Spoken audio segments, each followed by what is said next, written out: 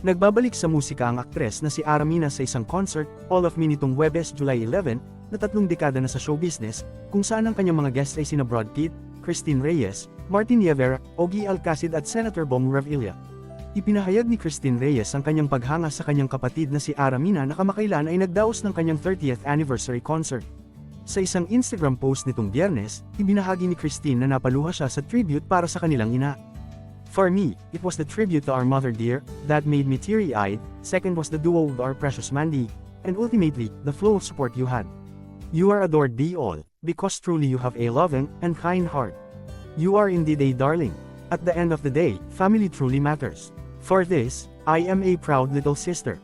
The little sister, who'd always love to tag along with you, on your shoots or tours around the globe. I wish that the universe will give back to you more blessings. Because we all know that you give so much to people. Legend, sabi ni Christine.